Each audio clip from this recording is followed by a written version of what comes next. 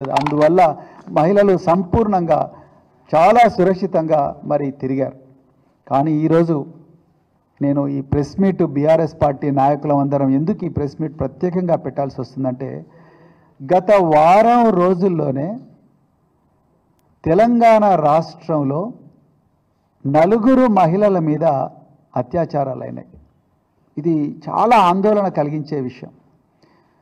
మొట్టమొదట మనకు 22 మార్చి నాడు ఎంఎంటీఎస్లో ఒక మహిళ మీద మహాత్మా గాంధీ గారు అన్నారు, ఈ దేశానికి నిజంగా స్వాతంత్రం ఎప్పుడు వస్తుందంటే మహిళ అర్ధరాత్రి ఒంటరిగా పోగలిగినప్పుడే స్వాతంత్రం వస్తుందని ఆనాడు మహాత్మా గాంధీ గారు చెప్పారు.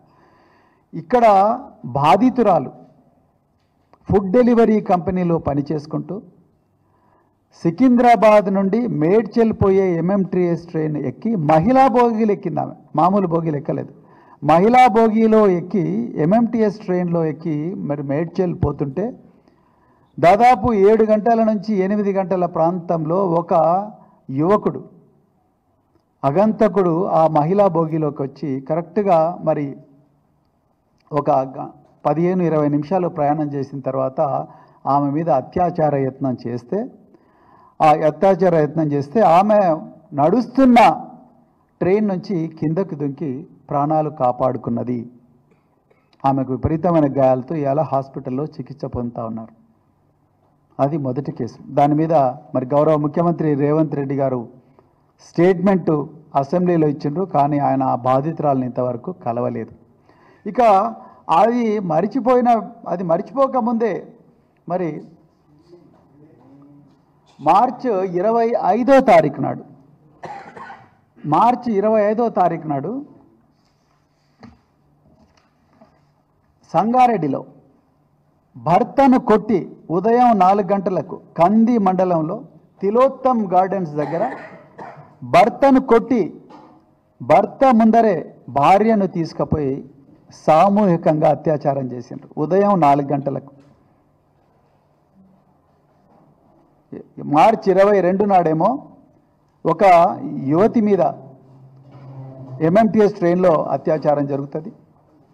మార్చి 25 నాడు కందిలో ఒక భార్యను భర్త కళ్ళ ఎదుటగానే భర్తను కొట్టి భార్యను తీసుకుపోయి ఆమె మీద సామూహిక అత్యాచారం చేస్తారు ఉదయం 4 గంటలకు. అది మరిచిపోకముందే అత్యంత క్రూరమైన సంఘటన నాగర్ కర్నూలు జిల్లాలో జరిగింది. మార్చి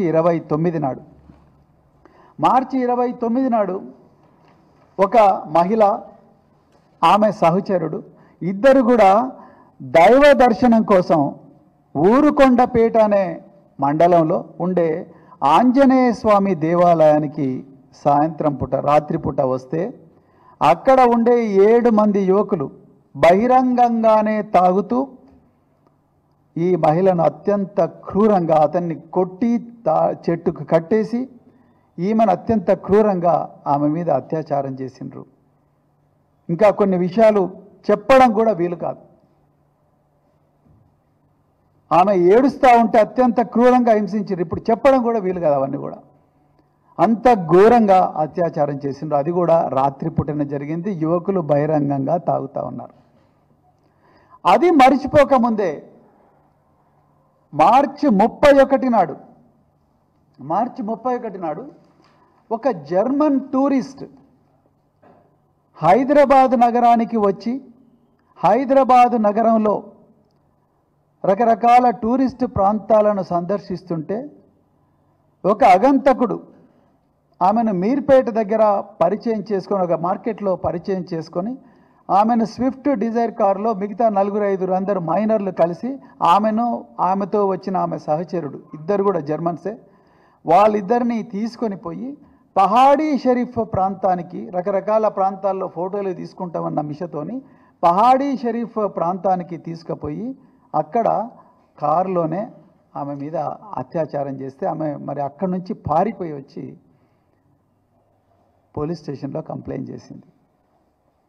ఇక్కడ విషయం పోలీసు వాళ్ళు అన్నీ మేము ఇన్వెస్టిగేట్ చేసినాం, నిందితులను పట్టుకున్నామని చెప్తున్నారు. సంతోషం, వి అప్రిషియేట్ ఇట్. కానీ నేరాన్ని ఎందుకు మీరు ప్రివెంట్ చేయలేకపోయారు? ఎందుకు వారం రోజుల్లోనే నలుగురు మహిళల మీద అత్యాచారం జరిగితే ఇంకా మహిళలకు రక్షణ ఎక్కడున్నది? 1,00,000 మంది పోలీసులు తెలంగాణలో ఉన్నారు. ఈ పోలీసు శాఖకు అధిపతి సాక్షాత్తు ముఖ్యమంత్రే. రేవంత్ రెడ్డి గారే సీఎం, శాంతి భద్రతలు జనరల్గా వారి కిందకే వస్తాయి.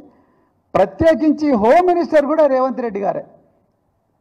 ఇక్కడ అత్యంత భయం కల్పించే అంశం ఏంటంటే, అత్యంత ఆందోళన పడాల్సిన అంశం ఏంటంటే, ముఖ్యమంత్రి గారు ఇందులో ఏ బాధితురాలను కూడా పరామర్శించడానికి వెళ్ళలేదు. దీని మీద ఒక ప్రత్యేకమైన రివ్యూ తీసుకోలేకపోయారు గౌరవ ముఖ్యమంత్రి గారు.